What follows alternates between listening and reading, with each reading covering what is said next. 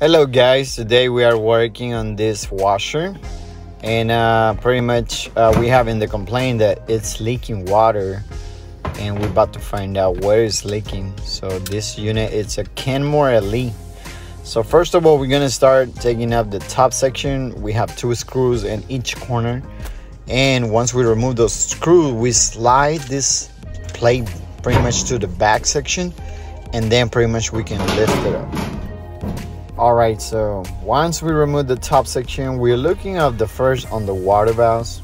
Make sure that they're not leaking from here, because this unit is sometimes kind of coming to leak from the valves, but doesn't appear to be anything on top. So we're gonna start removing the plate on the bottom to see if maybe we can see where the water is leaking. So they have 4 screws that we can just remove, and then we can slide this plate out. We're gonna get a flashlight and try to see if we see watermarks. And yes, we do see water around on the unit, so we just need to figure it out, where is it coming from. So we see on this corner on the right hand, it's water in there. So if it's water in this corner, we gotta look on top to see where maybe one of the hoses or one of the water valve hoses is leaking. So we're gonna be checking all around this, and there it is. We have the problem right here. There's this hole that pretty much, that's gonna be where the water is leaking. This hose pretty much is coming from the dispenser, and here we got a new hose that we're gonna be replacing, and this is what I'm gonna be using to replace this guy because of that hole that it has in there.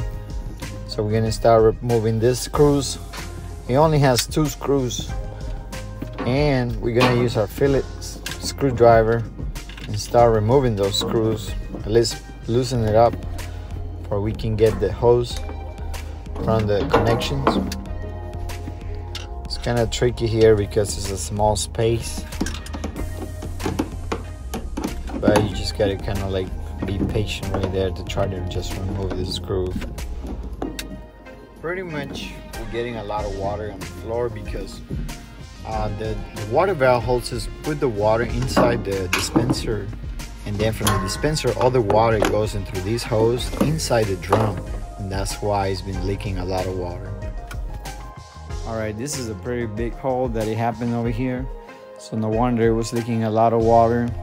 So the way pretty much it happens is if the drum it was moving too much, it was making that piece to be shaking too much, and that's when it happened. But we have our new one, and we're gonna be using the clamps from our old one, and that way we can put the new one. So this is the old one already, so we're no longer gonna need this, so this is going to the trash. But we're gonna start putting everything back, but before that we're gonna test the unit. We're gonna run a cycle to make sure that it's not leaking any water from anywhere else, and that way we can call this repair all done. So we're gonna put start right now, and we're gonna let it run for a few cycles, kind of like a little bit, to make sure nothing else is leaking water. Okay, well, so far so good. The unit's pretty much been having water all this time. Of course, we short the video out from here, but we already run a couple cycles, and we tried the one last time, and everything is working good. There's no more water leaking, and just like that, we're gonna start putting everything back. We're putting the screw back in here. We're gonna slide the unit back on, put the panel on the back, and that'll be it. And just like that, guys, pretty much this job is all complete.